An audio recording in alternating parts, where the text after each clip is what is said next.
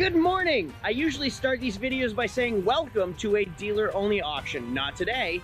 Welcome to a government public auction. In today's video, I'm going to show you how you, with or without a dealer's license, can buy cars at auction at wholesale prices, sometimes with no extra fees at a discount. I am at the Richmond Auto Auction in Richmond, Virginia today. I flew down from New Hampshire to see what they had, to see if I could pick up some rust-free cars, and I'll tell you what, there are lots of them all the way down. And not just Ford Tauruses and Chevy Impalas, there's Buicks, there's Suburbans, there's Tahoes, there's Expeditions, there's pickup trucks, there's a little bit of everything.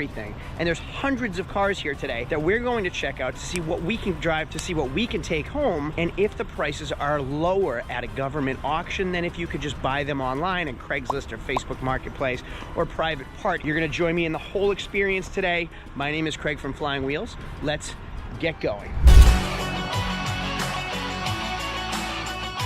So these are government sale vehicles. What's cool about getting these government sale vehicles, most of them are maintained regularly because we as taxpayers pay for the government to have them maintained. So most of the time we're getting cleaner, more maintained or better maintained vehicles by buying government cars. Like for example, you'll see this one is a police car. Right down the side, police. I wouldn't necessarily want a police car, and that's not what we're here to find. I don't want police cars that have been stopped and go and stop and go. They sit at idle for too long oftentimes, and that puts premature wear on the engine while still having low miles. But there are a lot of other vehicles here that aren't just police cars, and we're going to check those out as well. For example, we have a 2013 with 89,000 miles, a 2013 with 78,000 miles. When states and towns get new vehicles, these come to government auctions. They get stripped down, all the police badging comes off the side, and then they go to the auction. There's more than just police cars. There's a lot of other municipal vehicles like Ford Escapes, Ford F-150s, Jeep Grand Cherokees, Chevy Cobalt that you can buy for yourself oftentimes at a discount. Now there's more than just police cars here. You can see here is a 2011 Chevy Tahoe with 111,000 miles. Now a lot of these vehicles are like base vehicles, so you don't always get leather and heated seats and sunroofs because the government's not only provided with all those luxury amenities, they're provided with the essential. But there are still some pretty neat cars that you can find here for yourself. You'll see this whole row. We have work vans, which are hard to find. We have some Challengers, some Dodge Avengers or Chrysler 300s, whatever that is, Dodge Rams, Chevy Suburbans, and this is the one I want to show you that's best of all. This Chevy Suburban right here is for sure on my radar. This is a 2004 Suburban with 84,000 miles. Now, I live in the Rust Belt. I live in New England. This, Virginia, no rust. Where I come from, these are usually completely rotted. It's perfect. It's a perfect 84,000 mile 2004 car, which to be honest with you doesn't exist where I come from, which is wild. Now this is a government vehicle, low mileage, maintained. The problem is you can't get service records, so I just have to assume they're maintained because they're government vehicles.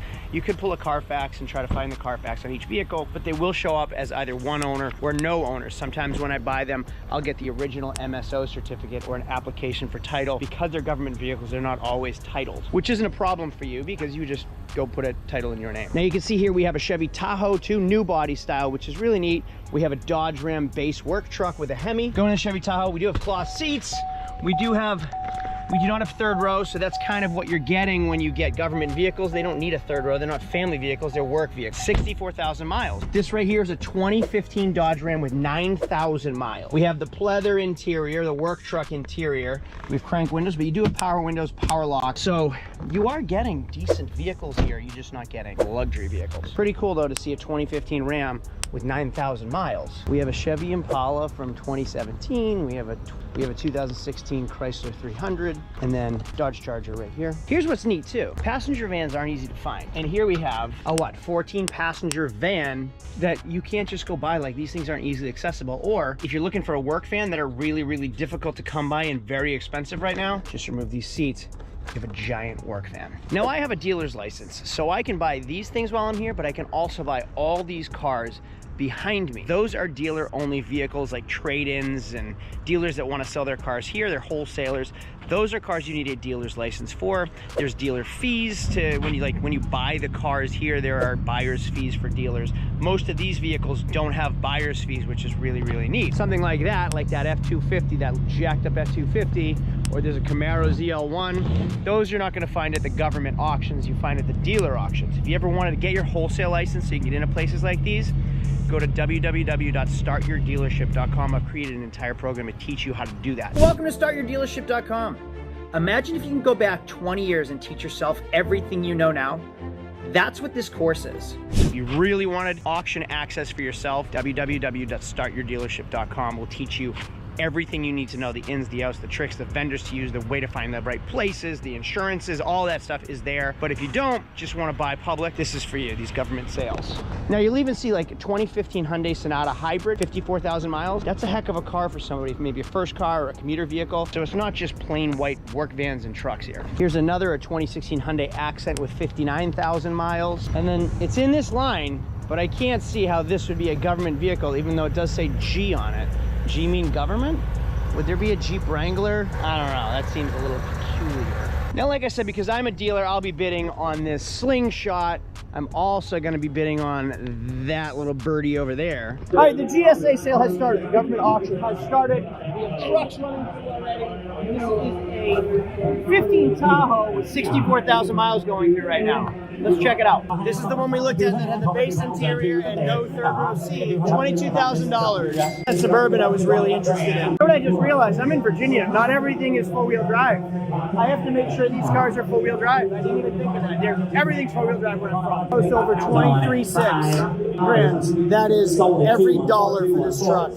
I'm so disappointed.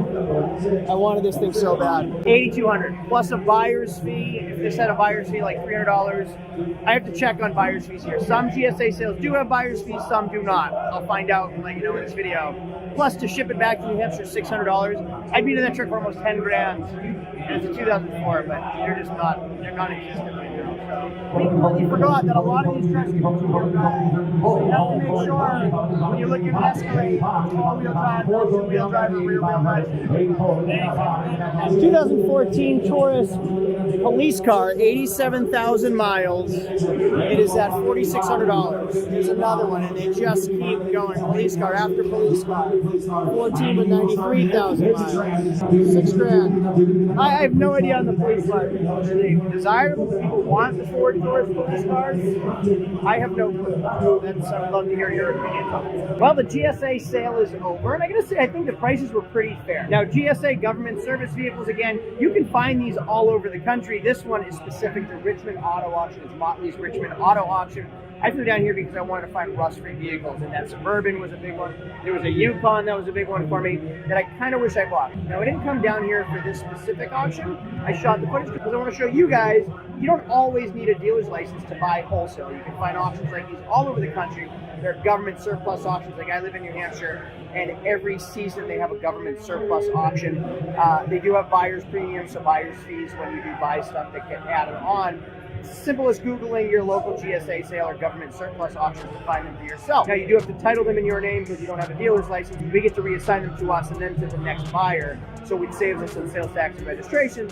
But you guys would have to either title them in your names, pay the sales tax, and etc. And then if you were buying them to sell them for profit, then be able to sell the vehicle with the new title from you to the next purchaser. I hope this video was helpful. I hope it was entertaining. There's auctions everywhere. Go out and find some for yourself. Thanks for watching. Hey, do me a favor, give me a thumbs up down below. And if you want to see more videos like this, you can subscribe and hit the bell to get notifications every time I make a new video. Thanks for watching. See you later. Adios.